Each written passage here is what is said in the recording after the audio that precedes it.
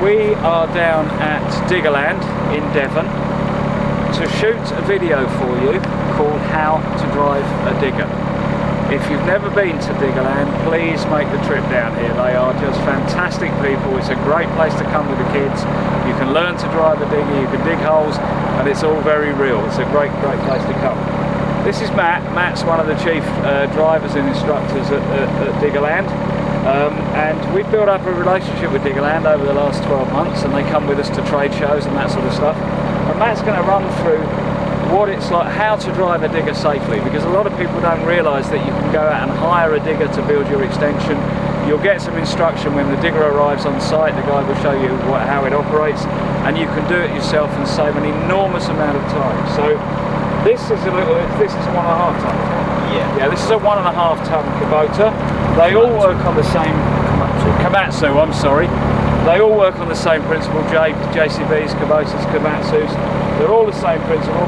So we're going to run through the controls. A little bit later on in the video, you'll see Matt changing the bucket from the bucket that we had on there, a grading bucket, to a digging bucket.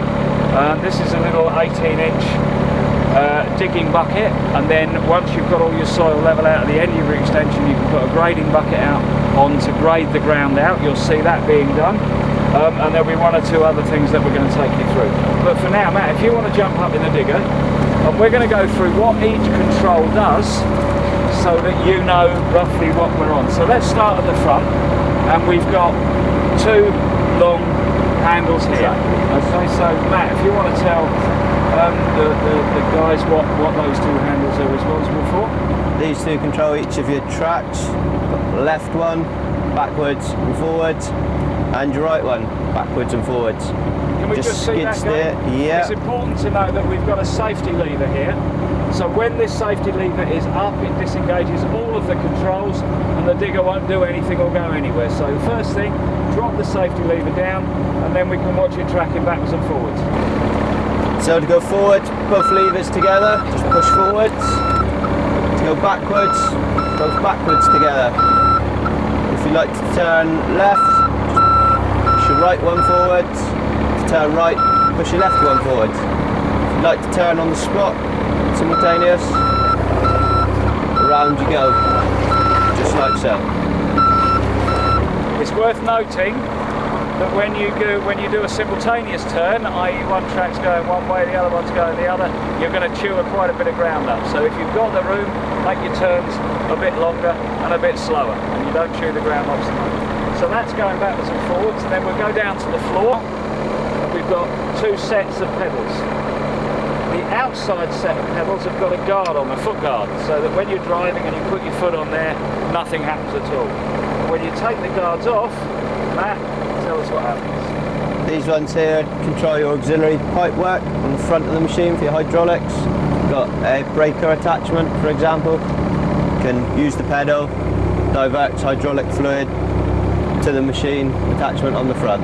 On the right hand foot pedal, we'll show you that now. That will allow you to slew the digger. Let's show you. Take the guard off.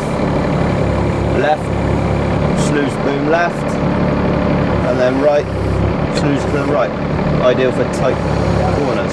So instead of turning the whole cab, you're actually just slewing the boom. And that will also allow you to dig at right angles to the digger. If you're in a really tight place, you can dig a trench across at right angles to the digger. So that's really, really handy. And as Matt said, the attachment for breakers or whatever, a diverting pedal on the left-hand side will divert the hydraulic fluid to the attachment you're using on the front of the digger. So we're going to move up now. And of course we've got the main controls. The safety lever we've already spoken about, and we've got the main controls. Over to you, Matt.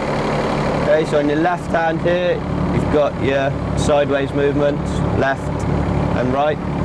It's the whole cab, and it can 360. And backwards on this one, pulls your dipper in, and then forwards, pushes it out again.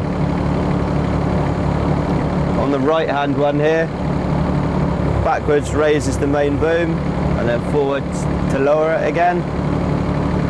And then the important part, your digging bucket, to the right opens it to tip your earth, and to the left closes it again to scoop. It's also It's worth noting that we found that by watching the children, which you'll see later on, playing in the diggers and everything, kids are much more instinctively good digger drivers than adults are because of the modern computer games that we're playing all the time now. So all of these controls work in conjunction with one another. So Matt, if I can ask you to open the bucket, and as if you're pushing something away from you, so drop the boom and the dipper bucket at the same, and open the bucket at the same time.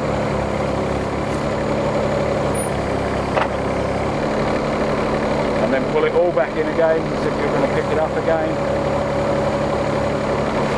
So we've got the boom moving, the digger moving, and all of the controls are working in conjunction with one another. So it's a question of practicing first, getting the feel of it. We've got a little horn on there as well. There we go. And that's to tell the kids to get out of the way when you're ready to dig. So they're the two main controls that we're going to use to get the feel of, and they all work in conjunction with one another. We're going to move backwards through the digger. This one's set up with a security keypad.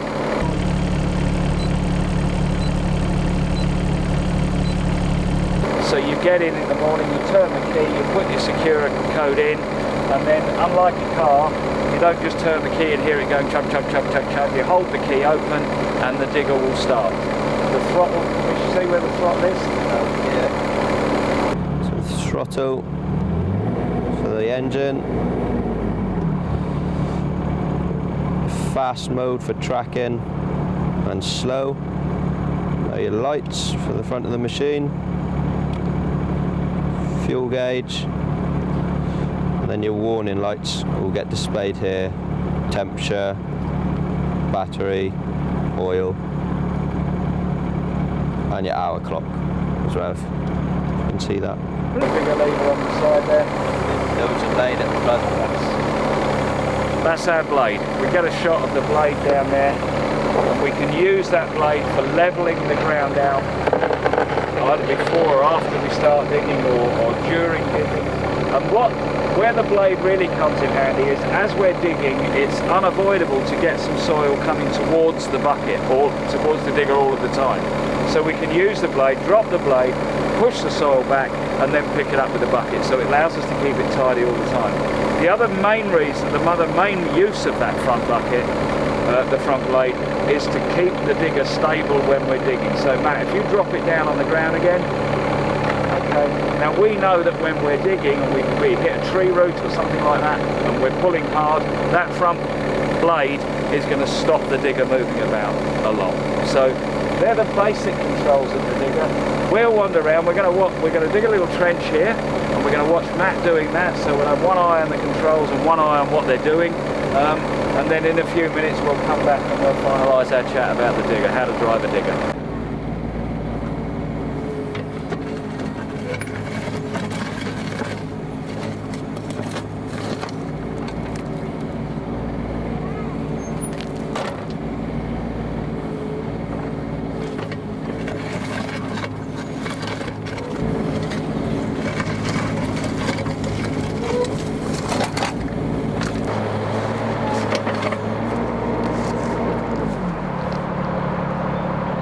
And that's how a digger works. We've taken out, I don't know, well, that's about 5 minutes I suppose, digging. The ground's fairly hard, it's very, very stony, you'll probably find that at home, and that represents at least an hour's work to pull that out with a shovel. So getting a digger in for the day is going to save you an enormous amount of time, which of course is a whole lot of money. If you've got to go back to work, then getting the job done as quickly as possible is really, really important. So thank you to Diggerland. You'll see a lot more of their, if you watch the video, you'll see the bucket being changed and some other things. You'll have a look around Diggerland and see how exciting it is down here. A big thanks to Matt, a big thanks to Diggerland, and we really hope you enjoy hiring your digger from DIY Doctor and learning to drive it and save yourself some money and have a great deal of fun at the same time.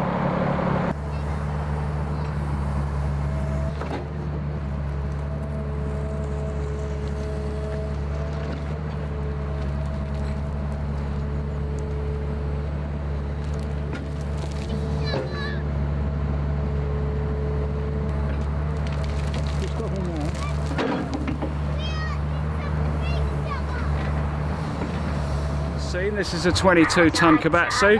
So let's go and have a chat with the driver. He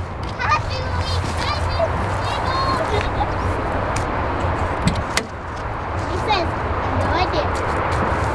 And how did you find that machine then, lads? Good. Was it fun? Well, we didn't know how to turn it on. You didn't know how to turn it on.